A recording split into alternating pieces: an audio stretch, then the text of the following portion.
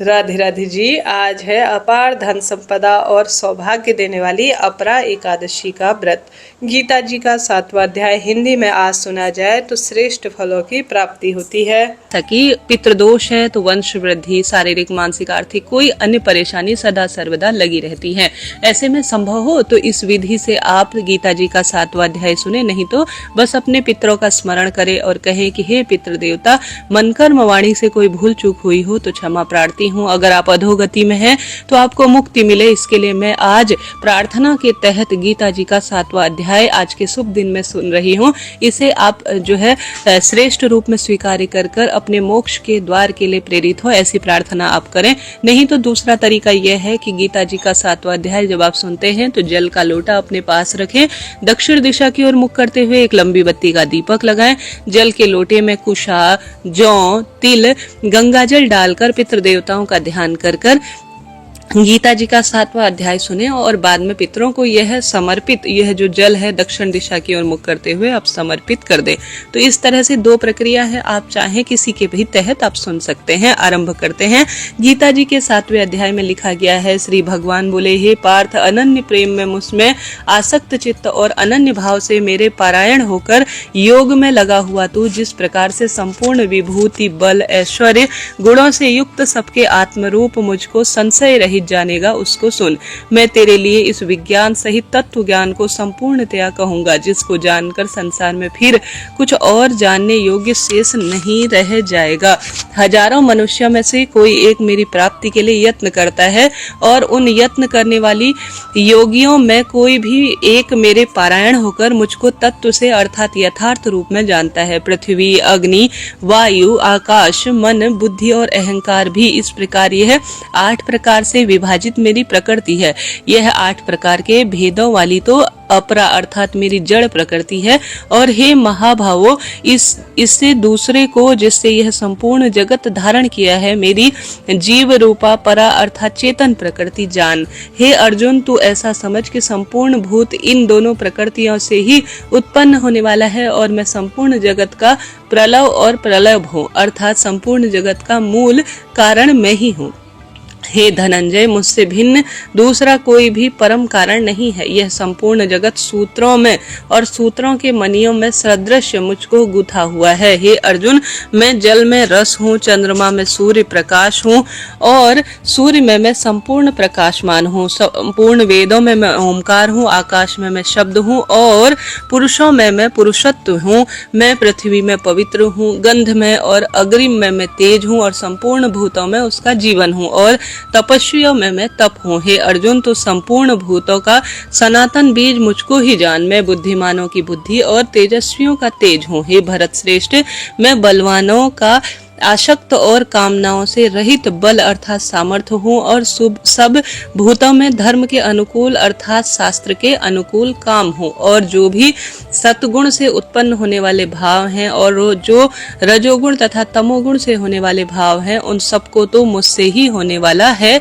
ऐसा जान, परंतु वास्तव में उसमें मैं और वे मुझ में नहीं है। तीनों के कार्य रूप सात्विक, राजस और तामस, इन तीनों प्रकार के भावों से यह संसार प्राणी समुदाय मोहित हो रहा है। इसलिए इन तीनों गुणों से मुझ अविनाशी को नहीं जानता, क्योंकि यह अलौकिक अर्थात अति उद्धृत त्रिगुणमयी मेरी माया ही दुरस्त है। परंतु जो पुरुष केवल मुझको ही निरंतर भजते हैं वह इस माया का उल्लंघन कर जाते हैं अर्थात संसार से तर जाते हैं। माया के द्वारा जिनका ज्ञान हारा जा चुका है, ऐसे आसुर स्वभाव को धारण किए हुए मनुष्यों में नीच दूषित कर्म करने वाले मूढ़ लोग मुझको नहीं भजते। हे भरतवंशियों में श्रेष्ठ अर्जुन, उत्तम कर्म करने वाले अर्थार्थी, आत्र, जिज्ञासु और ज्ञानी, ऐसे 4 प्रकार के भक्तजन मुझको भजते हैं। उनमें नित्य मुझ में एकाकी भाव से स्थित अनन्य भक्ति प्रेम वाला ज्ञानी भक्त मुझे अत्यंत प्रिय है और उत्तम है, क्योंकि मुझको तत्व से जानने वाले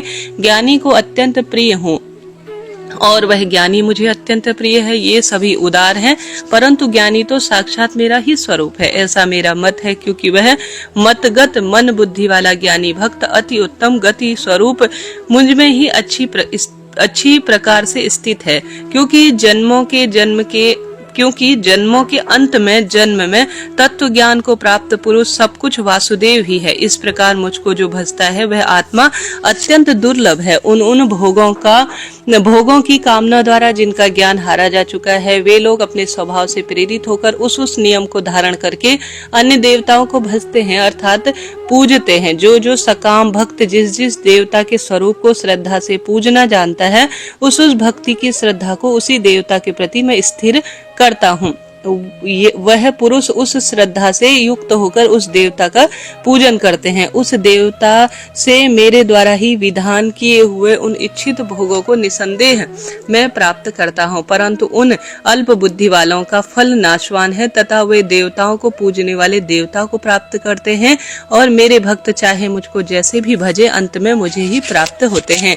बुद्धिमान पुरुष मेरे अनुत्तम अविनाशी परम भाव को नहीं जानते। मन इंद्रियों से परे मुझ सच्चिदानंद परमात्मा को मनुष्य की भांति जन्म कर व्यक्ति भाव को प्राप्त हुआ मानते हैं। अपनी योग माया से छिपा हुआ मैं सबके प्रत्यक्ष नहीं होता, इसलिए वह अनजाना जन समुदाय मुझ जन्म रहित अविनाशी परमेश्वर को नहीं जानता, अर्थात मुझको जन्मने और मरने वाला समझता है। हे अर्जुन, पूर्व में व्यतीत और वर्तमान में स्थित और आगे होने वाले सब भूतों को मैं जानता हूँ, परंतु मुझको कोई भी श्रद्धा भक्ति रहित पुरुष नहीं जानता है। भरतवंशी अर्जुन, संसार में इच्छा और द्वेष से उत्पन्न सुख दुख आदि द्वंद्व रूप से मोह से संपूर्ण प्राणी अत्यंत अज्ञानता को प्राप्त हो रहे हैं। द्वंद्व निष्काम भाव से श्रेष्ठ कर्मों का आचरण करने वाले जिन पुरुषों का पाप नष्ट हो गया है, वह राग द्वेष जनित द्वंद्व रूप से मोह से मुक्त दृढ़ निश्चयी भक्त मुझको सब प्रकार से भजते हैं। मेरे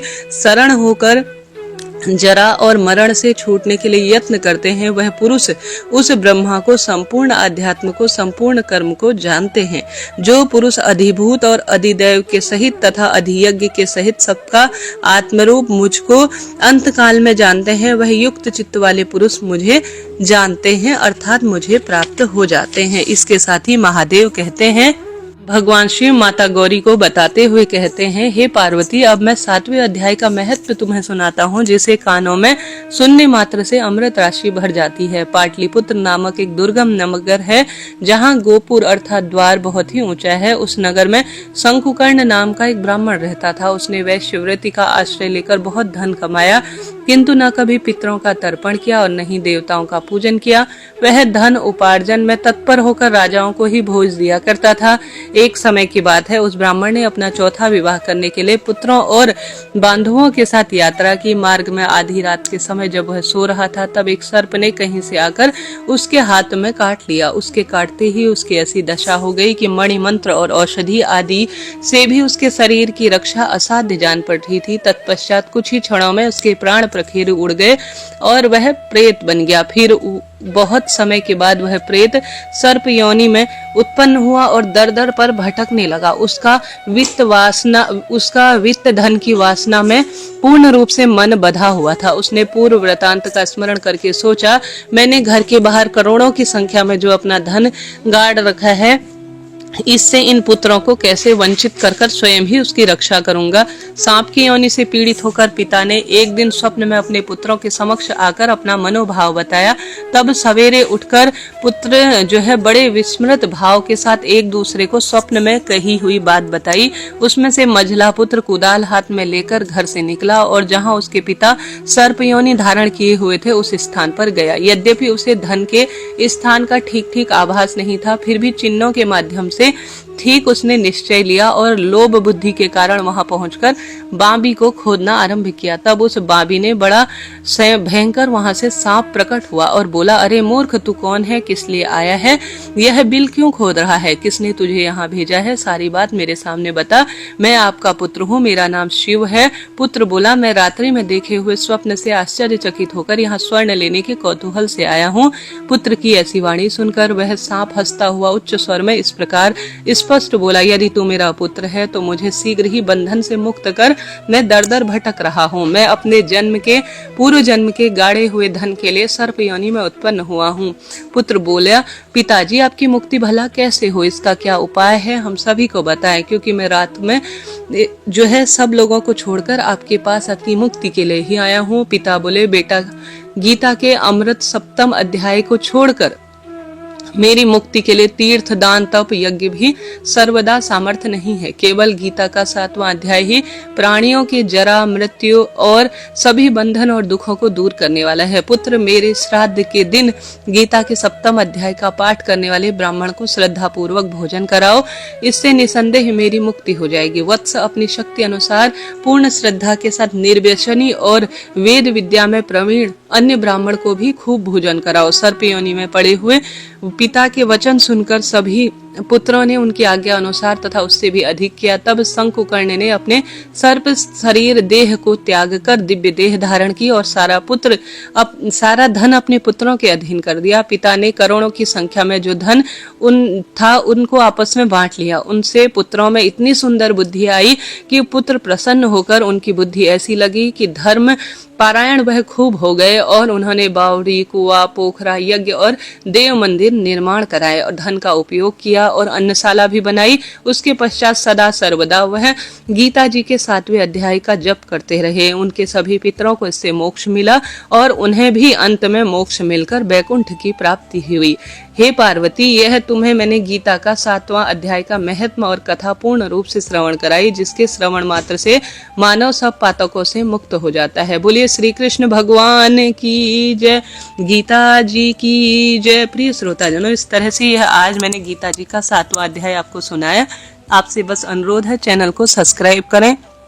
इससे पहले आज सुनी जाने वाली सभी कथाएं चैनल पर प्रसारित हैं। राधे राधे।